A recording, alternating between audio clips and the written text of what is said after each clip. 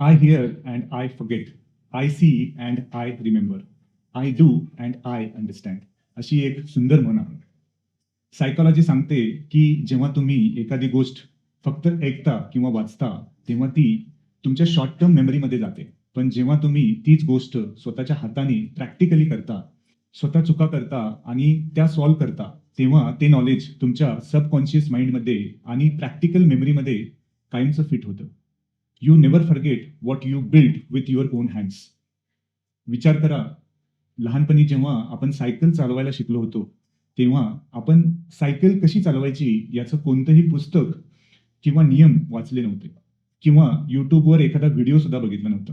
आपण स्वतः शीटवर बसलो, पॅडल मारले, 2-3 वेळा पडलो आणि सायकल चालवायला शिकलो.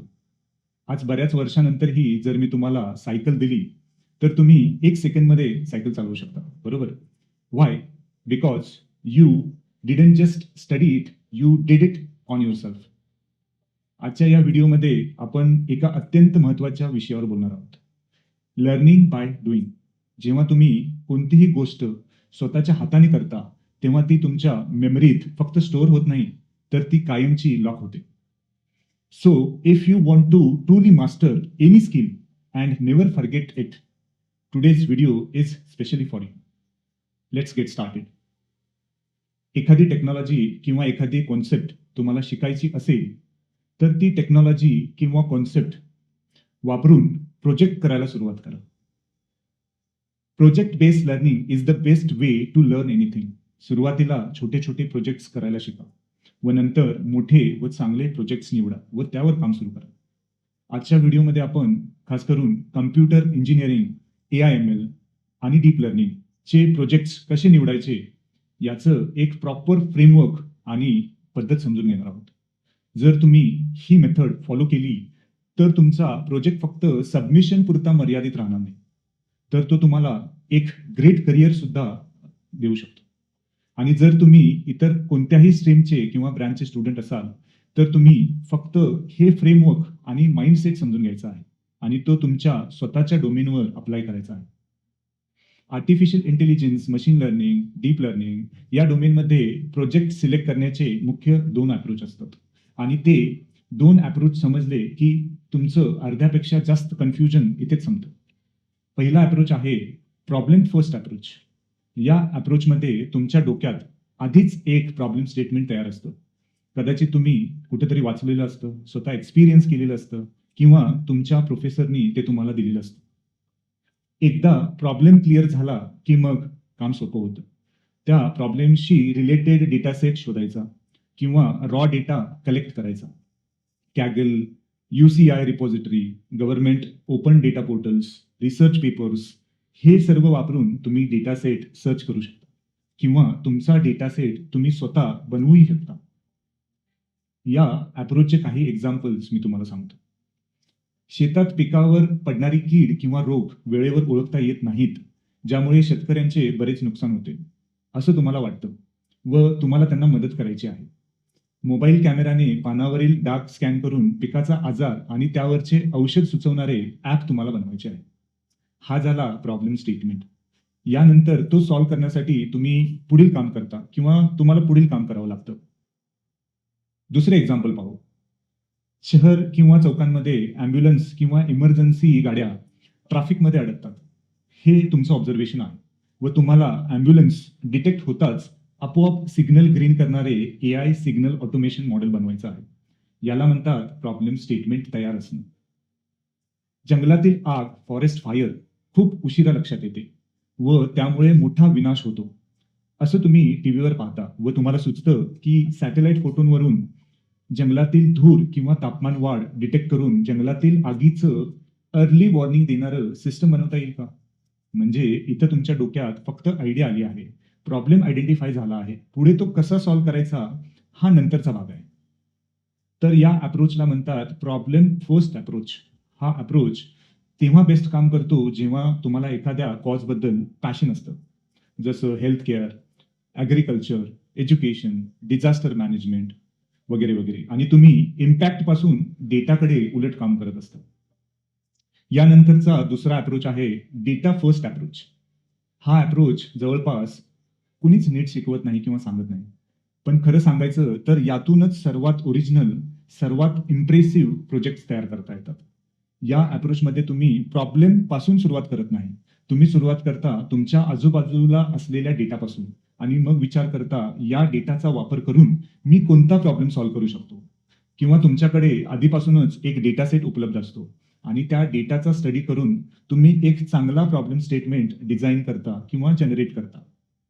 हा अप्रोच एका रिअल लाईफ एक्झाम्पलने आपण समजून घेऊया. इमॅजिन करा तुमच्या घराच्या जवळ एक मेडिकल स्टोअर आहे. त्या मेडिकलमध्ये गेल्या 5 वर्षाचा बाईंग आणि सेलिंग चा डेटा कॉम्प्युटरमध्ये सेव्ह आहे. कोणतं औषध, किती क्वांटिटीमध्ये, कोणत्या डेटला, कोणत्या मंथमध्ये, कोणी पर्चेस केलं वगैरे, वगैरे. आता विचार करा तुम्ही या डेटाचं काय करू शकता.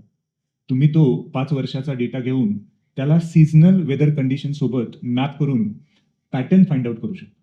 उन्हाळ्यात कोणते मेडिसिन्स जास्त सेल होतात, पावसाळ्यात इन्फेक्शन किंवा व्हायरसचे मेडिसिन्सची मागणी अचानक वाढते का, सीझननुसार कोणते औषधं दुकानदारांनी जास्त स्टॉक करून ठेवली पाहिजेत आणि अजून कोणती औषधं सेलवर पडून राहतात आणि एक्सपायर होतात. तुम्ही विचार करा की मी हे प्रेडिक्ट करू शकतो का, व तुम्ही यावर तुमचं प्रॉब्लेम स्टेटमेंट फायनल करू शकता. इथे एक गोष्ट नोटीस करा, इथे आपण कोणताही प्रॉब्लेम शोधला का, तर नाही. दुकानदाराकडे फक्त बिलिंग डेटा पडून होता. आपण त्या डेटाला अॅनालाइज केलं, त्यातून पॅटर्न शोधले आणि दुकानदाराचा नफा वाढवणारा व वेस्टेज कमी करणारा एक जबरदस्त AI प्रोजेक्ट डिझाइन केला. This is the real power of data first approach. Kaggle किंवा इंटरनेटवरून थेट डेटा डाउनलोड करण्यापूर्वी आधी तुमच्या आजूबाजूला लक्ष द्या. तुम्हाला खरा आणि युनिक डेटा तुमच्या जवळच मिळेल. तुमच्या जवळचं एखादं दुकान, तुमच्या कॉलेजची अटेंडन्स सिस्टम, तुमच्या सोसायटीचे युटिलिटी बिल्स, लोकल बिझनेसमन्स, उद्योगधंदे किंवा शेतकऱ्यांचे दैनंदिन प्रश्न, या प्रत्येक ठिकाणी रिअल वर्ल्ड डेटा लपलेला आहे. बस तुम्हाला तो डेटा ओळखता आला पाहिजे. या डेटाचा योग्य वापर करून आपण अत्यंत प्रभावी आणि ओरिजिनल प्रोजेक्ट्स डिझाइन करू शकतो. आता एकदा तुमच्याकडे प्रॉब्लेम स्टेटमेंट आले, मग ते तुम्ही प्रॉब्लेम फर्स्ट अप्रोचने शोधले असेल किंवा डेटा फर्स्ट अप्रोचने शोधले असेल. त्यानंतर येते एक सर्वात क्रिटिकल व महत्त्वाची स्टेप. यामध्ये एक प्रश्न स्वतःला विचारा, मला या प्रॉब्लेमसाठी नक्की कोणत्या प्रकारचं आउटपुट हवं आहे. कारण जगातल्या जवळपास प्रत्येक AI, machine learning, deep learning चा सुपरवाइज्ड लर्निंग प्रॉब्लेम फक्त 3 मुख्य कॅटेगरीजमध्ये आन्सर करता येतो. जर तुमच्या मॉडेलचं उत्तर एक नंबर असणार असेल तर तो रिग्रेशन प्रॉब्लेम असतो. रिग्रेशन सांगतं किती, हाऊ मच, हाऊ मेनी. जसं हाऊस प्राइस प्रेडिक्शन करणं, स्टुडंटचे मार्क्स प्रेडिक्ट करणं, उद्याचं टेम्परेचर प्रेडिक्ट करणं. इथे तुमचं आउटपुट कंटिन्युअस आणि न्यूमेरिक असतं. जसं हाऊसची प्राइस 50 लाख, स्टुडंटचे मार्क्स 80%, उद्याचं टेम्परेचर 35 डिग्री सेल्सिअस वगैरे वगैरे. जर तुमच्या मॉडेलचं उत्तर एक लेबल किंवा कॅटेगरी असेल तर तो क्लासिफिकेशन प्रॉब्लेम असतो. क्लासिफिकेशन सांगतं कोणती कॅटेगरी किंवा कोणता क्लास. जसं ईमेल स्पॅम आहे की नॉट स्पॅम, एखाद्या एक्सरेमध्ये फ्रॅक्चर आहे की नाही, दिलेल्या इमेजमध्ये कॅट आहे, डॉग आहे, झिब्रा आहे की इलेफंट आहे. इथे तुमचं आउटपुट डिस्क्रीट किंवा एका विशिष्ट क्लासच्या स्वरूपात असतं. आणि आउटपुटचा तिसरा टाईप असतो फोरकास्टिंग. वेळेनुसार पुढे काय होणार ते सांगणे. What happens over the time. हा रिग्रेशन किंवा क्लासिफिकेशनचाच एक स्पेशल टाइम बेस्ड प्रकार आहे.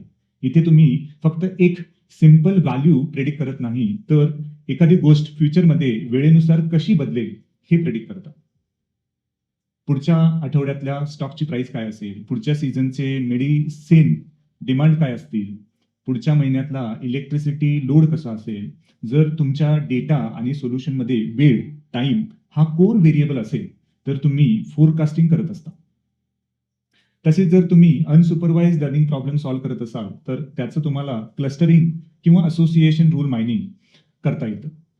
म्हणून लक्षात ठेवा, कोड करायला सुरुवात करण्याच्या आधी तुमच्या प्रोजेक्टचा आउटपुट टाइप डोक्यात क्रिस्टल क्लिअर ठेवा. एकदा तुम्हाला समजलं की तुम्हाला रिग्रेशन, क्लासिफिकेशन किंवा फोरकास्टिंग करायचं आहे की क्लस्टरिंग आणि असोसिएशन मायनिंग करायचं आहे, यानंतर तुमची अल्गोरिदम सिलेक्शनची 50% डोकेदुखी इथेच संपते आणि तुमच्या प्रोजेक्टची एंटायर पाईपलाईन यावरच डिपेंड असते. आता आपण येऊया आपल्या फ्रेमवर्कच्या पुढच्या आणि अत्यंत महत्त्वाच्या स्टेजकडे. एकदा मी तुमचा प्रॉब्लेम स्टेटमेंट आणि तुमच्या प्रॉब्लेमचं आउटपुट टाईप ठरवला की तुमचा प्रोजेक्ट मुख्यतः 2 रस्त्यांपैकी एक रस्ता निवडतो. पहिला रस्ता आहे रिसर्च ट्रॅक.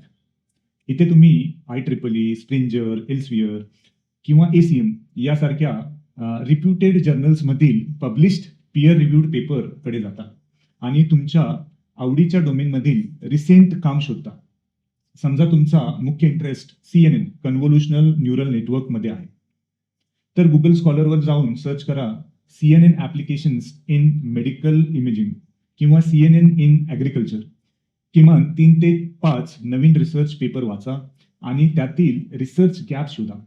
कदाचित एखादा पेपर 80% प्रॉब्लेम सॉल्व्ह करतो, पण एखादा महत्वाचा एज केस इग्नोर करतो. किंवा तुम्ही 2 पेपरच्या आयडियाज कंबाईन करू शकता. एका पेपरचं डेटा ऑगमेंटेशन टेक्निक आणि दुसऱ्या पेपरचं मॉडेल आर्किटेक्चर, आणि त्यातून तुम्ही काहीतरी नॉवेल बनवू शकता. हा पाथ तुमची रिसर्च मॅच्युरिटी वाढवतो. जर तुम्हाला हायर स्टडीज म्हणजे MTech, PhD करायचं असेल किंवा कोर AI रिसर्च जॉबमध्ये जायचं असेल तर हा ट्रॅक तुमच्यासाठी परफेक्ट आहे. आणि दुसरा रस्ता आहे प्रॉडक्ट ट्रॅक. इथे तुम्ही रिसर्च पेपरमधील नॉवेल्टी शोधत बसत नाही, तर तुम्ही खऱ्या आयुष्यातील युटिलिटी शोधत असता. इथे तुम्ही एक साधा रिलेटेबल सोसायटल प्रॉब्लेम निवडता आणि तो एंड टू एंड सॉल्व्ह करण्याचा प्रयत्न करता. तुमचं सोल्युशन इतकं पॉवरफुल असतं की एक इंडिव्हिज्युअल व्यक्ती, समाज, सोसायटी किंवा व्यावसायिक त्याचा प्रत्यक्ष वापर करू लागतात. आपण अगोदर एक्झाम्पल म्हणून पाहिलेला मेडिकल स्टोअरचा प्रोजेक्ट या प्रकारात येतो.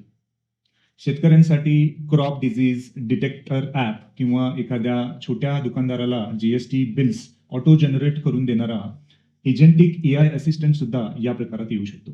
त्याला आपण प्रोडक्ट असं म्हणू शकतो. हा दुसरा पार्ट तुमची इंजिनिअरिंग मॅच्युरिटी वाढवतो, कारण इथे तुम्ही फक्त मॉडेल ट्रेन करत नाही, तर deployment, UI, UX, real users आणि रिअल फीडबॅक सोबत काम करत असतात. या दोन्ही ट्रॅकपैकी कोणताही एक ट्रॅक जास्त चांगला किंवा वाईट नाही आहे. हे दोघे तुमचे वेगवेगळे इंजिनिअरिंग मसल्स बिल्ड करत असतात.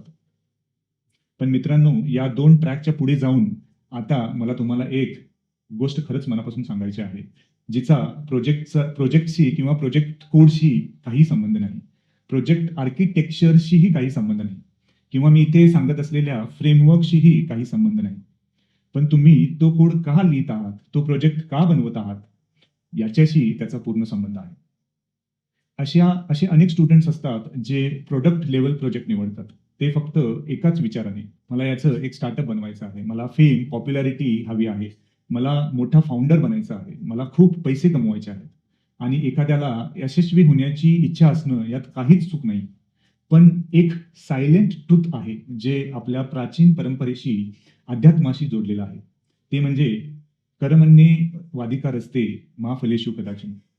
Focus on your efforts, not on the rewards. सोप्या शब्दात सांगायचं तर कामावर लक्ष द्या, ते काम तुम्हाला काय देईल यावर नाही. जेव्हा एखादा स्टुडंट फक्त फेम, पॉप्युलॅरिटी किंवा व्हायरल होण्याचा विचार करून प्रोजेक्ट निवडतो किंवा बनवतो, तेव्हा ती शॅलो एनर्जी त्याच्या कामातही दिसून येते. कारण त्याचं मन या विचारात नसतं की मला कुणाचं तरी भलं करायचंय, मला मदत करायची आहे. त्याचं मन या विचारात असतं की मला लोकांसमोर इम्प्रेसिव्ह दिसायचं आहे. आणि लोकांना हा फरक लगेच जाणवतो. तुमचे प्रोफेसर्स, तुमचा इंटरव्ह्युअर्स किंवा तुमचे एंड युजर्स हे सगळं ओळखतात. पण जेव्हा एखादा स्टुडंट प्रामाणिक विचाराने प्रोजेक्ट निवडतो किंवा बनवतो, ज्यात त्याला कुणाला तरी मनापासून मदत करायची असते, एखादा सोसायटीचा प्रॉब्लेम सॉल्व्ह करायचा असतो, माणसाचं जीवन अजून सोपं करायचं असतं, तेव्हा काहीतरी चमत्कारिक बदलतं आणि त्या प्रोजेक्ट किंवा प्रोडक्ट सोबत फेम, रेकग्नायझेशन आणि अपॉर्च्युनिटीज आपोआप चालून येतात. तुमच्या खऱ्या सर्व्हिसचा, सेवेचा किंवा प्रोडक्टचा ते बाय प्रोडक्ट्स असतात आणि ते तुम्हाला अपेक्षा नसताना सुद्धा मिळतात. इथे तुमच्या अँबिशनपेक्षा तुमचं इंटेन्शन खूप काम करतं.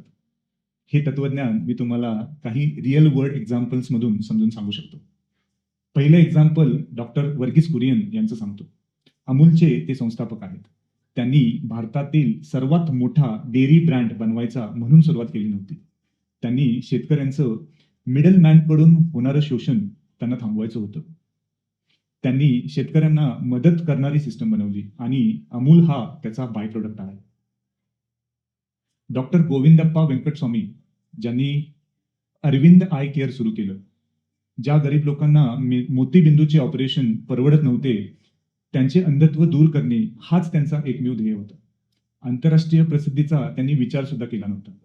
पण आज हार्वर्ड आणि स्टॅनफोर्डमध्ये अरविंद आय केअरचं मॉडेल अभ्यासलं जातं. विकिपीडियाचे फाउंडर्सना श्रीमंत किंवा फेमस व्हायचं नव्हतं. त्यांना जगाला मोफत ज्ञान द्यायचं होतं आणि त्याच शुद्ध इंटेन्शनमुळे आज ती जगातील सर्वात जास्त व्हिजिट केली जाणारी वेबसाईट आहे. लिनस टोरवाल्ड्स यांना कोणतीही करोडो रुपयांची कंपनी उभी करायची नव्हती किंवा मायक्रोसॉफ्टला हरवायचं नव्हतं. त्यांना फक्त विद्यार्थ्यांसाठी आणि कोडिंग कम्युनिटीसाठी एक फ्री आणि ओपन सोर्स ऑपरेटिंग सिस्टम बनवायची होती.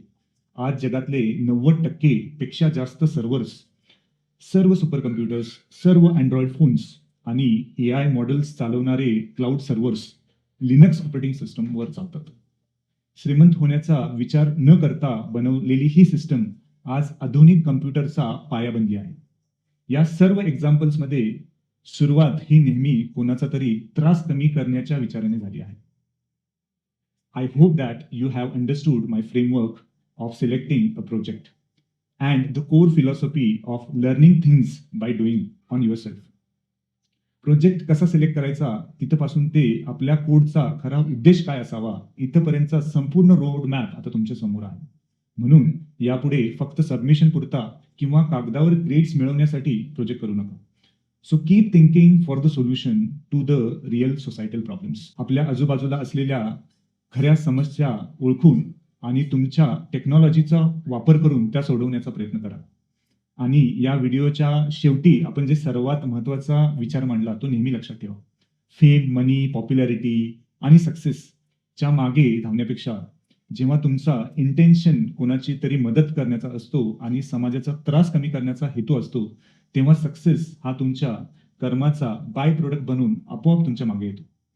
जर तुम्हाला हा फ्रेमवर्क आणि हा विचार आवडला असेल तर या व्हिडिओला नक्की लाईक करा आणि तुमच्या इंजिनिअरिंग बॅचमेट सोबत शेअर करा, जेणेकरून ते सुद्धा एका चांगल्या विचाराने प्रोजेक्टची निवड करू शकतील. Thanks for watching this video till the end. Stay connected with me on this beautiful journey of AI. I will see you soon in the next episode of YOLO Stories. Till then, keep learning, keep building, and use technology to serve society. Thank you. Bye.